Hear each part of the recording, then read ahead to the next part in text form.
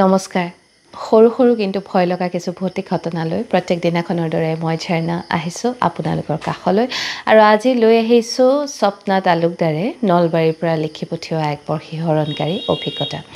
এই অভিজ্ঞতা আপোনালোকৰ আগত ব্যক্ত কৰিম, কিন্তু তাৰ আগতে অনুৰোধ কৰিছোঁ যদিহে আপুনি মোৰ ইউটিউব চেনেলটো এতিয়াও ছাবস্ক্ৰাইব কৰা নাই, যদি বেয়া নাপায় ছাবস্ক্ৰাইব কৰি থ'ব, ইনষ্টাগ্ৰামত থকা একাউণ্টটো ফ'ল' কৰিবলৈ নাপাহৰিব আৰু ফেচবুকৰ পেজখনো যদি এতিয়ালৈকে ফ'ল' কৰা নাই তাকো কৰি থ'ব, যাতে মোৰ ভিডিঅ'বোৰ অহাৰ লগে লগে আপোনালোকে এটা নটিফিকেশ্যন পায়।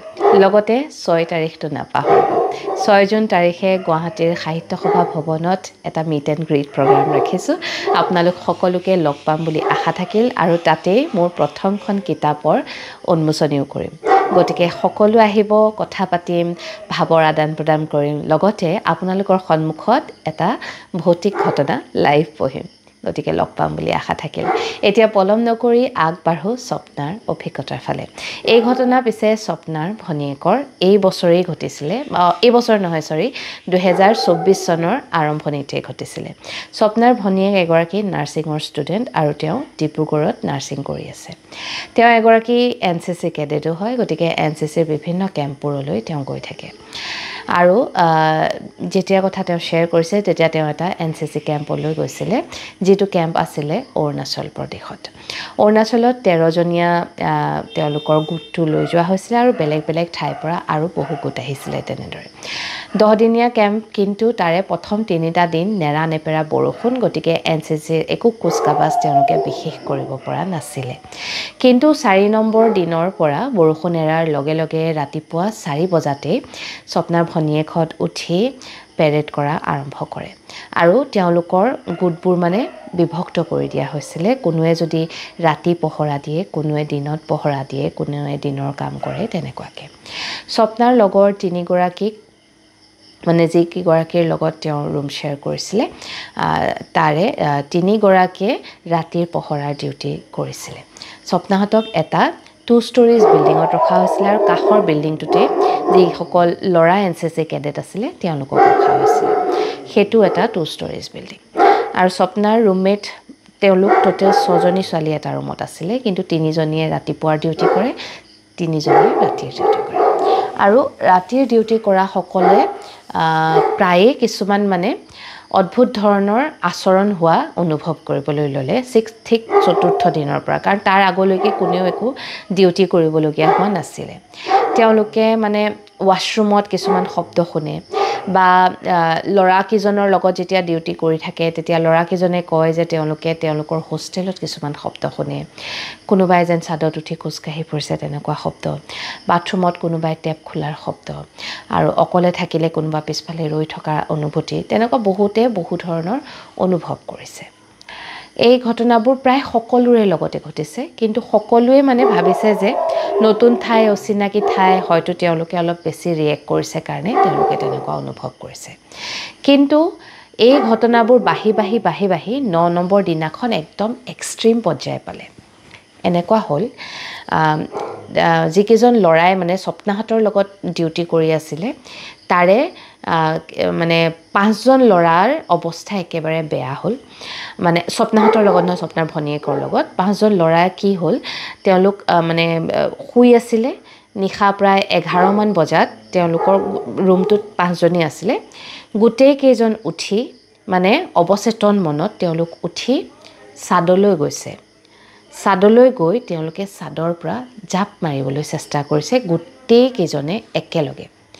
কিন্তু মানে ভগৱানৰ কিবা তেওঁলোকৰ ওপৰত কৃপা আছিলে চাগে, সেইখিনি সময়তে তেওঁলোকৰ যিজন ইনচাৰ্জ আছিলে, টিচাৰ আছিলে, তেওঁ আকৌ সেই ৰুমটোলৈকে আহিছিলে। মানে যি 5জন ল'ৰাৰ কথা কৈছোঁ, তেওঁলোকৰ ৰুমলৈ আহিছিলে, কাৰণ সেই 5জন ল'ৰাক দায়িত্ব দিয়া হৈছিলে 10 নম্বৰ দিনাখনৰ যিটো ফাইনেল তেওঁলোকৰ প্ৰগ্ৰেম আছিলে, গোটেই শ্বিডিউলখন বনাবলৈ।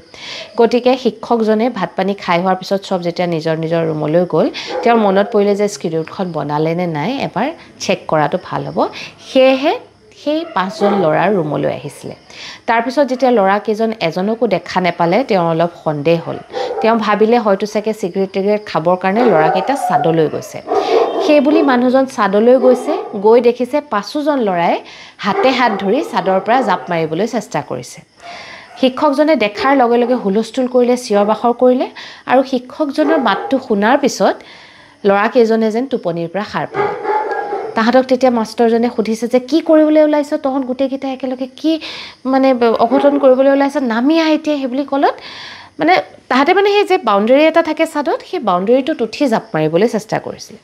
শিক্ষকৰ মাতটো শুনি গোটেইকেইজনে আকৌ নামি আহিলে, আহি সুধিলে ছাৰ আমি একো গম নাপাওঁ বুলি কৈছে মানে ল'ৰাকেইজনে। কি কথা কি বতৰা একো গম নাপায় তেওঁলোকে।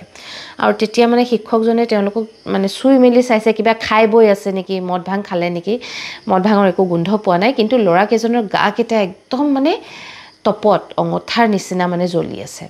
লগালগ বাকী ল'ৰাবোৰক মাতি ল'ৰাকেইজনক তললৈ লৈ গ'ল। সেই গোটেইটো নিশা মানে গোটেই ল'ৰাখিনিয়ে মানে নোখোৱাকৈ কটালে।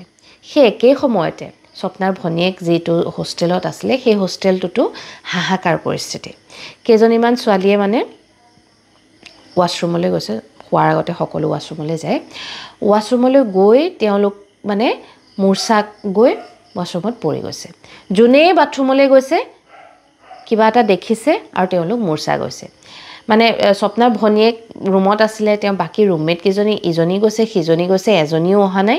শেষত যেতিয়া স্বপ্নাৰ ভনীয়েক গৈ ওলাইছেগৈ তেতিয়া তাই মানে বাথৰুমত সোমাবই পৰা নাই। দেখিছে গোটেই ছোৱালীবোৰ মানে বাথৰুমৰ সন্মুখতে মানে ঢাল খাই খাই পৰি আছে। তেতিয়া একদম হুলস্থুলীয়া পৰিৱেশ, তাইও চিঞৰ বাখৰ কৰিলে কি হ'ল বুলি। লগতে ৱাৰ্ডেনক মাতিলে, টিচাৰ্ছসকলক মাতিলে, সকলোৱে আহি খবৰ কৰিছে, কোনেও একো গম নাপায়। ছোৱালীবোৰক পিছত মানে পানী চানী ছিটিয়াই যেতিয়া তেওঁলোক আকৌ হুচত আহিছে সুধিছে, তাহাঁতে কৈছে তেওঁলোকে মানে বাথৰুমত সোমাইছে, লগালগ ব্লেকআউট আৰু তাৰপিছত তাহাঁতে গম নাপায়। এই ঘটনা ঘটিলে ল'ৰাৰ হোষ্টেলত এটা বেলেগ ঘটনা, ছোৱালীৰ হোষ্টেলত এটা বেলেগ ঘটনা। ৰাতিপুৱা যেতিয়া সকলোবোৰ গোট খাইছে, তেওঁলোকৰ ফাইনেল মানে প্ৰগ্ৰামছখিনি আছিলে, কিন্তু এই ঘটনাবোৰ হোৱাৰ পিছত কোনেও একো কৰিব নোৱাৰিলে আৰু হুলস্থুলীয়া এটা পৰিৱেশ। ওচৰ চুবুৰীয়া আহিছে, লোকেল যিখিনি মানুহে আয়োজন কৰিছিলে এই হোষ্টেল দুটা তেওঁলোকৰ কাৰণে ঠিক কৰিছিলে, তেওঁলোকক মাতি অনা হ'ল। সকলোকে সোধাৰ পিছত গম পালে যে বইজ হোষ্টেলটো মানে যিটো হোষ্টেল তাত 3 মাহৰ আগতে এজনী ছোৱালীয়ে বইজ হোষ্টেলত এজনী ছোৱালীয়ে চাদৰ পৰা জঁপিয়াই আত্মহত্যা কৰিছিলে। আৰু তাৰ পিছৰে পৰা সেই হোষ্টেলটোত কোনো থাকিব পৰা নাই। কাষৰ হোষ্টেলটোৰে আছিলে ছোৱালীজনী। সেই ছোৱালীজনীয়ে তেওঁৰ বয়ফ্ৰেণ্ড বইজ হোষ্টেলটোত আছিলে, তেওঁ গৈছিলে, তাৰপিছত কি হ'ল কোনেও নাজানে, তাই গৈ আত্মহত্যা কৰিলে। তাৰ পিছৰে পৰা এই দুয়োটা হোষ্টেলত মানে কোনো থাকিব নোৱাৰে। সেয়েহে হোষ্টেল দুটা খালী, আৰু সেইকাৰণেই মানে NCCয়ে যেতিয়া খবৰ কৰিলে যে থাকিব পৰা জেগা আছেনে নাই, সেই হোষ্টেল দুটাকে উলিয়াই দিলে। বৰ আচৰিত এটা ঘটনা, 2024 চনত ঘটা ঘটনা, জানুৱাৰী মাহত মানে আৰম্ভণিতে ঘটা ঘটনা।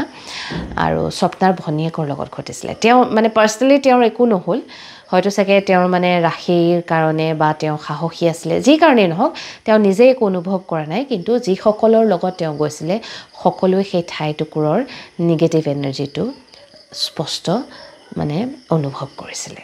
বৰ আচৰিত ঘটনা নহয়নে বাৰু? শুনি কেনেকুৱা পালে পিছে জনাবৰ কাৰণে ভিডিঅ'টোৰ তলত কমেণ্ট কৰিবলৈ নাপাহৰিব। লগতে আপোনাৰ যদি কিবা অভিজ্ঞতা আছে যিটো মোৰ লগত শ্বেয়াৰ কৰিব বিচাৰে, তেনেহ'লে মোৰ মেছেঞ্জাৰত গৈ এটা মেছেজ কৰিব। আজিৰ এই ঘটনা ইয়াতে সামৰিছোঁ। কাইলৈ নিশা এক নতুন অভিজ্ঞতা লৈ আপোনাক কাষ চাপিম।